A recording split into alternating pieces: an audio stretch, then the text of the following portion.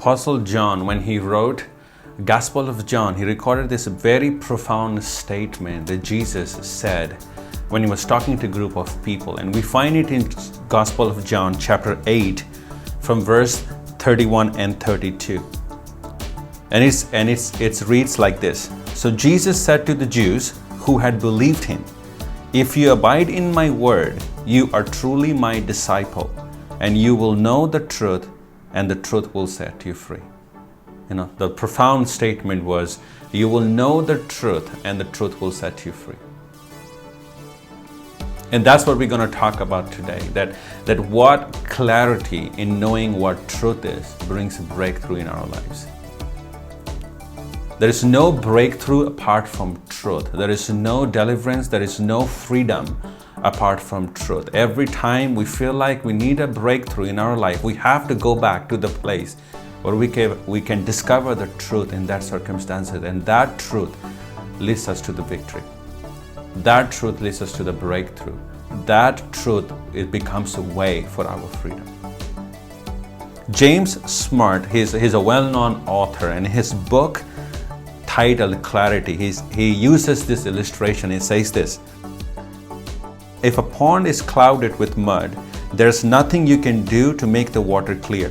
But when you allow mud to settle, it will clear on its own, because clarity is the water's natural state. And he goes ahead to say this: clarity is our mind's natural state. The clarity is a very, very important thing in our life. Clarity in any circumstances, clarity in any situation, to be able to see clearly is what helps us to make decision wisely, which is what helps us to decide what we're going to do. Clarity plays a very important role in anything that we're wanting to do in our life. So many times we are preoccupied with this idea, and idea is this: we need to go somewhere, we need to get somewhere, we need to achieve something. And what goes in back of our mind if we just go there, if we just get there, things are going to be fine. Things are going to be great. Things are going to be okay. But the next thing we know is the moment we arrived at the place that we are longing to be, we feel like there's something more. And then we just want to go another step or a few more steps. And once we have taken those few more steps, we feel like we want to go further than that. And we find ourselves in this cycle that feels like it never gets over. That we are always in a race to get somewhere, to get something. If we just acquire this, it's going to bring peace. If I just get this, my career, my life will be established. If I just achieve these numbers, I can do certain things. If I just able to do this, then everything is going to seem fine. But next thing we know, that as soon as we arrive there, we realize there's something more to it. There's another level to it. There's another step to it. And then we start pursuing that another step. But what we're going to talk about is clearing our minds of all these things and making the first thing first. When disciples asked question to Jesus, and Jesus was talking to the people around him, to his disciples, he talked about two important commandments in the New Testament. And one of them was, love the Lord your God with all your heart, mind, soul, and strength. And that's where we all start. When we first give our life to Jesus, then first time when we start a relationship with Jesus, the first time we have given our life and made a decision that we're gonna follow Jesus from now on, that's where we all start. But as we progress in our life, as we grow in our career, in ministry, in relationship with Jesus, in our leadership, things starts to add. Yeah. We start adding the things that we want to achieve. We start adding our ideas. We start adding our visions. We start adding our plans. And sooner we realize that all these things that we have allowed to come into our lives has taken a place of God, has become our priority. They're the same vision that we say that God gave us, the same vision that we felt like that we have received from God, end up becoming a place, end up taking a place of God. That those things that we want to achieve becomes more crucial and more important for us. And the water around us get muddy. That we lose sight of what is underneath. That we lose sight of our primary things. That we lose sight of what is more important and what sustains everything. And then we find ourselves in a place of confusion, stress, tiredness, burnout.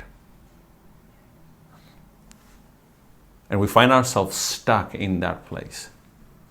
But there is a call for us today that God is inviting us to go back to discover Him more than anything else. There is an invitation for us today to go back and discover ourselves again, to discover the things places where we started, to find things the things that we had when we first started our relationship with God.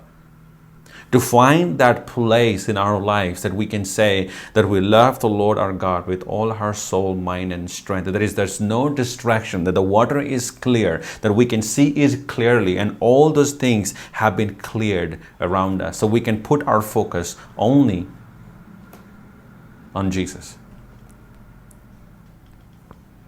And that's the importance of clarity.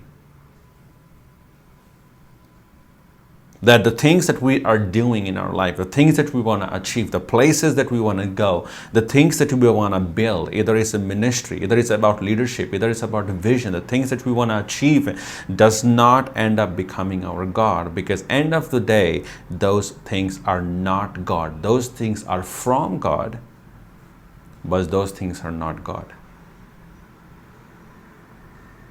You know, what lack of clarity does in our life is it brings stress, it brings pressure, it brings worry, it brings dissatisfaction, poor productivity, it brings resentment, burnout, irritation, anxiety.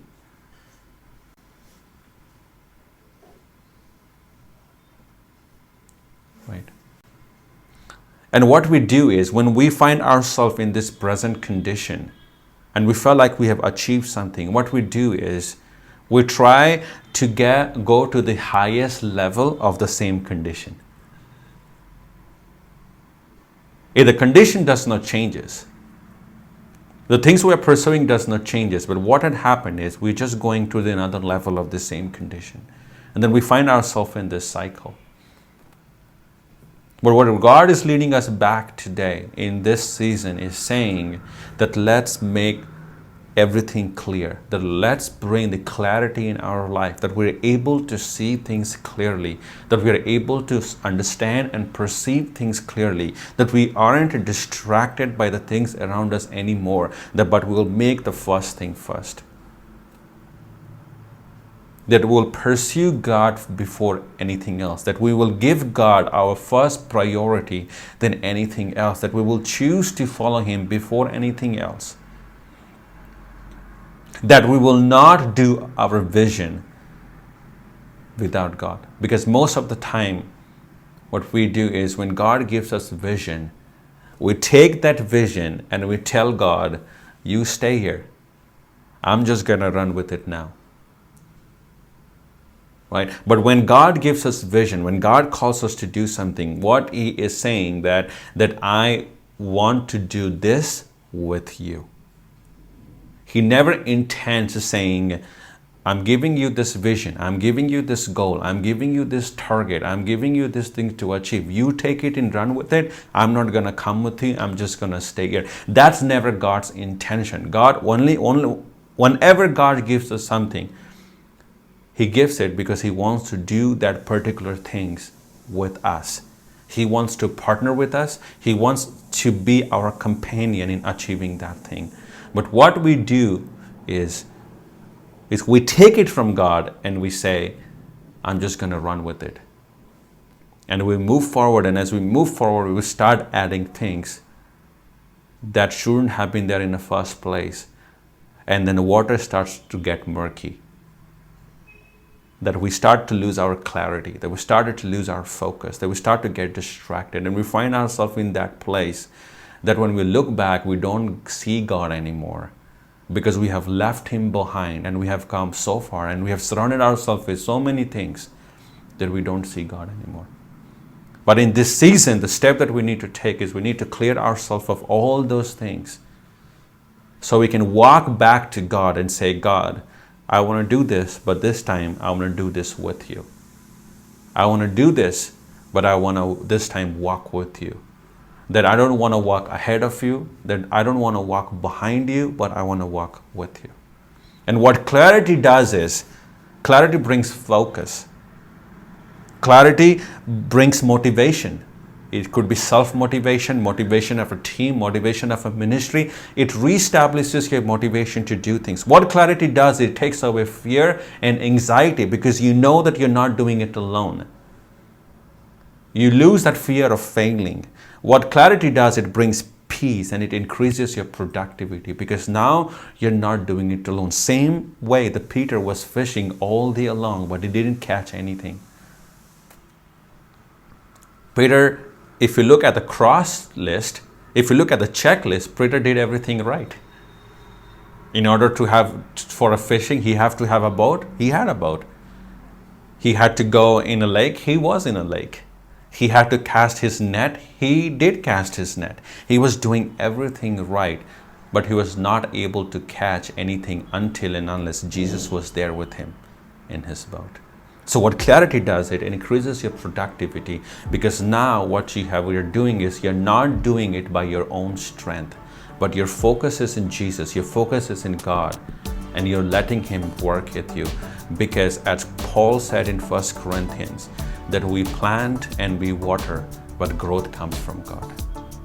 And that's the importance of clarity. So let's take this season to clear the water around us, to make the first thing first, that our turn our focus to God and say that we decide to love you with all your heart, soul, with all our heart, mind, soul, and strength, and we'll always give you the first place. And we're not going to do anything by our own strength and alone, but we will do it with you.